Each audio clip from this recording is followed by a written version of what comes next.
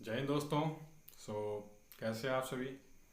जैसा कि हमने आपसे कहा था कि रीजनिंग के भी जो भी चैप्टर्स हैं, जो भी रीजनिंग में जो भी था हम लोग पढ़ रहे हैं। अभी रीजनिंग में एनालॉजी एंड सिमिलैरिटीज चल रहा था।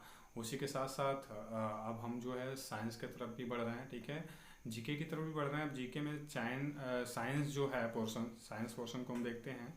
और साइंस पोर्शन में जो कि आज के डेट में है, अब फिजिक्स जो भी है, फिजिक्स के हम लोग अध्ययन करेंगे। फिर इसके अंतर्गत देखेंगे कि हमें क्या क्या जानकारियाँ मिल रही हैं, और काफ़ी बेहतरीन जानकारियाँ दोस्तों। अगर आप इस चैनल को सब्सक्राइब ना किए हों तो प्लीज़ इस चैनल को सब्सक्राइब कीजिए, लाइक कीजिए, शेयर कीजिए दोस्तों में, और इस पे आप अपना कमेंट कीजिए। ठीक है, तो भौतिक विज्ञान जो है इसका हम लोग आज क्या पढ़ने वाले हैं। भौतिक विज्ञान में भौतिक विज्ञान की मुख्य शाखाएं जो हैं उसके बारे में हम जानेंगे, और इसमें कौन कौन सी शाखाएं हैं, किन किन शाखाओं के बारे में हमें अध्ययन करना है, और किन शाखाओं के अंतर्गत हम क्या क्या अध्ययन करते हैं। ठीक है, तो उसके बारे में हम लोग देखेंगे। तो हम चलते हैं, आगे बढ़ते हैं। और जैसा कि वीडियोस काफ़ी लंबी हो जा रही है तो आप लोगों को देखने में थोड़ी सी असुविधा होती होगी, इसलिए हम वीडियोस को ज़्यादा लंबी ना करते हुए शॉर्ट में ही हम इसको समझते हैं दोस्तों। ठीक है, आगे बढ़ते हैं।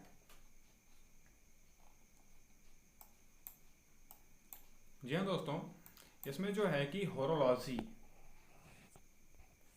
जैसे कि दिया हुआ है, होरोलॉजी में किसका अध्ययन किया जाता है। ठीक है, फिजिक्स की एक शाखा शाखा है होरोलॉजी। होरोलॉजी में यांत्रिकी एवं काल का अध्ययन किया जाता है, यानी कि इसमें काल यंत्रों से काल का अध्ययन किया जाता है। समय का पता लगाया जाता है कि किस काल खंड में कौन सी घटना घटित हुई थी, उसके बारे में होरोलॉजी के अंतर्गत अध्ययन करके इसके बारे में जानकारी ली जाती है, पता लगाया जाता है दोस्तों। ठीक है, तो होरोलॉजी फिजिक्स की एक महत्वपूर्ण शाखा है जिससे हमें कालखंडों के बारे में जानकारी मिलती है। आगे बढ़ते हैं दोस्तों अगले प्रश्न की तरफ। अगला क्या जानकारी है उसे हम देखते हैं, इसमें प्रश्न नहीं है। जैसे कॉस्मोलॉजी, कॉस्मोलॉजी जो है ब्रह्मांड का अध्ययन कराता है। मतलब कॉस्मोलॉजी के अंतर्गत जो है हम ब्रह्मांड के बारे में जानते हैं। ब्रह्मांड से पिंड कैसे बने, ग्रह कैसे बने, इसके बारे में हम जानकारी लेते हैं दोस्तों। ठीक है, तो यह है कॉस्मोलॉजी। कॉस्मोलॉजी के अंतर्गत ब्रह्मांड के बारे में हम अध्ययन करते हैं। और जैसा कि मैं आपसे बता दूं, यह जो आपको फिगर दिखाई दे रहा है, इस फिगर के अनुसार ही हम कॉस्मोलॉजी में अध्ययन करते हैं। ठीक है, आगे बढ़ते हैं अगले प्रश्न की तरफ, अगले जानकारी की तरफ। अगला जानकारी क्या है, मेटालर्जी।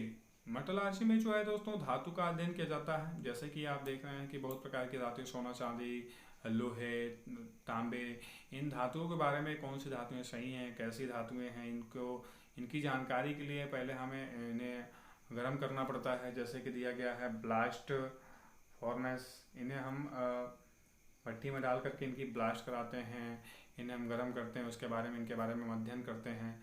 तो मेटालर्जी के अंतर्गत जो है हम धातुओं के बारे में अध्ययन करते हैं। ठीक है, आगे बढ़ते हैं।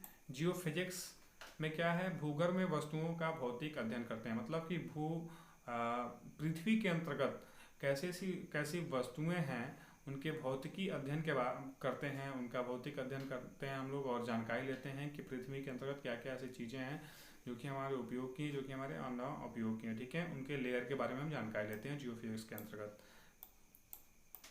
सिस्मोलॉजी, भूकंप का अध्ययन। मतलब कि जो भूकंप होता है वह सिस्मोलॉजी के अंतर्गत उसके बारे में हम जानकारी लेते हैं कि भूकंप की जो तरंगें हैं पृथ्वी की कितनी गहराई से उठी हैं। ठीक है, तो इसके बारे में जैसे कि यहाँ पे दर्शाया हुआ आप देख रहे होंगे, तो ये जो है दिखा रहा है कि पृथ्वी की इतनी गहराई से इस भूकंप की तरंग उठी है, तो और इतने इतने एरिया को इफेक्ट की हुई है दोस्तों। ठीक है, अब आगे चलते हैं, देखते हैं अगला क्या है,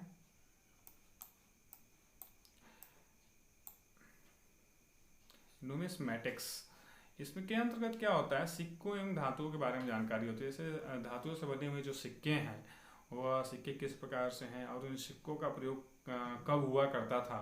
ठीक है, तो इसके बारे में हम जानकारी लेते हैं न्यूमिस्मैटिक्स में। ठीक है, यह एक ऐसा यंत्र है जो कि हमें सिक्कों के बारे में जानकारी देता है, सिक्कों के शुद्धता के बारे में भी हमें जानकारी देता है। और अगला जो है एस्ट्रोनॉमी। एस्ट्रोनॉमी जो है खगोलीय पिंडों का अध्ययन कराता है। ठीक है, खगोल विज्ञान जो है कि पिंडों के बारे में अध्ययन करता है एस्ट्रोनॉमी के अंतर्गत।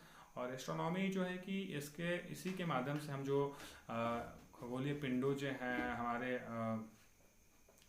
ब्रह्मांड में जो भी पिंड हैं उनके बारे में हम जानकारी लेते हैं कि कौन सा पिंड किस कालखंड का है, कब का है, उसके बारे में हम जानकारी लेते हैं। ठीक है, आगे चलते हैं, देखते हैं एक्वारिक्स। एक्वारिटिक्स जो है दोस्तों, यह ध्वनि विज्ञान के बारे में अध्ययन कराता है। मतलब कि हमारा जो है हम कितने हर्ट्ज पे सुनते हैं, हमारी कितने डेसिबल जो होती है सुनने की क्षमता, और हमारी कितनी होती है, अन्य जंतु की कितनी होती है। तो एरोटिक्स जो है इसके बारे में अध्ययन कराता है, और इसी के अनुसार जो है हम साउंड स्पीकर्स वगैरह जो भी हमारे बनते हैं, इसके अध्ययन करने वाले इंजीनियर्स ही इसको वेरीफाई करते हैं। दोस्तों आगे चलते हैं, देखते हैं बायोफिजिक्स। जीव तंत्रों एवं भौतिकीय पक्षों का अध्ययन कराता है। ठीक है, अब इसमें क्या है कि बायोफिजिक्स में यह हमारे अंतर्गत, जैसे मनुष्य के अंतर्गत जियोफिजिक्स, उनके जीव तंत्रों के बारे में, बहुत सारे जीव हैं उनके जीव तंत्रों के बारे में अध्ययन कराता है। उनके शरीर के अंतर्गत क्या क्या ऐसी चीज़ें हैं उनके बारे में अध्ययन कराता है दोस्तों। ठीक है, आगे चलते हैं, देखते हैं अगला प्रश्न क्या है। बायोटेक्नोलॉजी जो कि जीवधारी अथवा उससे प्राप्त पदार्थों के औद्योगिकी इस्तेमाल का अध्ययन कराता है। ठीक है, जैसे कि हम आपसे बता दें, यह इंसान के अंतर्गत अंदर का एक ऐसा सेल होगा जिसको निकाल करके जांच किया जाता है, इससे औद्योगिक प्रयोग में लिया जा सकता है। जैसे कि अभी आप देख रहे हैं कि प्लाज्मा थेरेपी हो रहा है, इसे इस्तेमाल में, इलाज के इस्तेमाल में ला रहा है। तो जो मनुष्यों से या फिर जीवधारियों से उत्पन्न जो भी पदार्थ हैं, जो भी उनके अंग हैं, उनसे जो भी हम परीक्षण करते हैं, जैसे कि हम ब्लड टेस्ट कराते हैं या फिर मान लीजिए कि हम कोई सैंपल भेजते हैं अपना टेस्ट के लिए, तो वह जो भी हमारा टेस्ट होता है उसके बारे में जानकारी जो भी मिलती है वह बायोटेक्नोलॉजी के माध्यम से मिलती है, जो कि लैब टेक्नीशियन के नाम से भी जाने जा रहे हैं। ठीक है दोस्तों, आगे चलते हैं, देखते हैं क्रायोजेनिक्स। क्रायोजेनिक्स जो है कि निम्न ताप का अध्ययन कराता है, यानी कि जहाँ पे सबसे निम्न ताप होगा, माइनस में चलता होगा, उसकी गणना करने के लिए क्रायोफिजिक्स में ही हम अध्ययन कर पाएंगे उसका। और क्रायोफिजिक्स में उनमें बहुत सारे ऐसे यंत्र होते हैं जो कि लो टेम्परेचर में भी काम करते हैं दोस्तों। ठीक है, आगे चलते हैं, देखते हैं ऑप्टिक्स। ऑप्टिक्स जो है प्रकाश के बारे में अध्ययन कराता है। जैसे कि ऑप्टिक्स आप देखते होंगे ऑप्टिकल से संबंधित है। प्रकाश कैसे जा रही है, प्रकाश कैसे ट्रांसफ़र हो रही है, प्रकाश कैसे रिफ्लेक्ट कर रही है, फ्लक्चुएट कैसे कर रही है।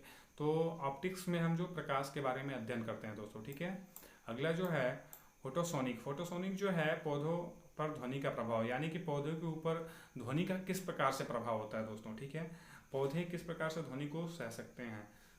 जैसे हमें ध्वनि को सहने की अलग क्षमता है, कुत्तों को ध्वनि सहने की अलग क्षमता है, ठीक उसी प्रकार से पौधों को ध्वनि सहने की अलग क्षमता होगी दोस्तों। तो पौधों पर ध्वनि के प्रभाव को देखने के लिए फोटोसोनिक नाम के एक ऐसे पढ़ाई करने का एक ऐसा विज्ञान है जिसमें हम फोटोसोनिक में पौधों में ध्वनि के प्रभाव का अध्ययन करते हैं।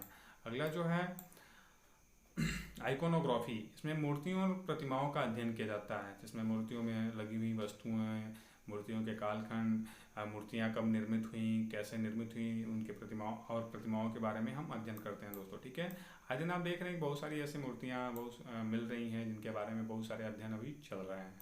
ठीक है, ग्राफोलॉजी जो कि हस्तलेख विज्ञान का अध्ययन कराता है। ठीक है, जैसे कि आप देख रहे होंगे बहुत सारे पुराने समय में हस्तलेख किस प्रकार से हुआ करते थे। लोग लिख देते थे, स्तंभ लिखवाते थे, शिलालेख लिखवाते थे, तो उनमें किस प्रकार से हस्तलेखन का प्रयोग हुआ करता था, तो उसके बारे में ग्राफोलॉजी के अंतर्गत हम उनके हस्तलेखन का अध्ययन करते हैं दोस्तों। ठीक है, आगे चलते हैं, अगला जो प्रश्न है, अगला जो है एरोनॉटिक्स। एरोनॉटिक्स जो है इसके अंतर्गत वायुयान संबंधित तथ्यों का अध्ययन करते हैं हम। ठीक है, जैसे कि वायुयान में क्या ऐसी चीज़ें प्रयोग होती हैं, कैसे वायुयान उड़ता है, वह कैसे ऊपर उड़ता है, वह कैसे रनवे पे चलता है, हाँ उसमें क्या क्या यंत्र लगे होते हैं, तो इन सभी के बारे में हम जो है कि एरोनॉटिक्स में पढ़ते हैं दोस्तों। ठीक है, आगे चलते हैं क्रिप्टोग्राफी गूढ़ लेखन और बीज लेखन संबंधित ऐसी कोई विज्ञान है जिसमें कि गूढ़ लेखन एवं बीज लेखन संबंधित विज्ञान हम इनमें कुछ जानकारी लेते हैं। ठीक है, आगे चलते हैं, देखें एपिग्राफी जो है शिला लेखन संबंधित ज्ञान को जिसमें हम ज्ञान अध्ययन करते हैं। जैसे कि हम आपसे बता दें बहुत सारे ऐसे राजाओं के बारे में हम सुने होंगे कि जो राजा थे उन्होंने शिलालेख करवा था, जैसे कि आपका अशोक महान जी हो गए, इन लोगों के द्वारा बहुत सारे ऐसे शिलालेखन कार्य कराए गए थे।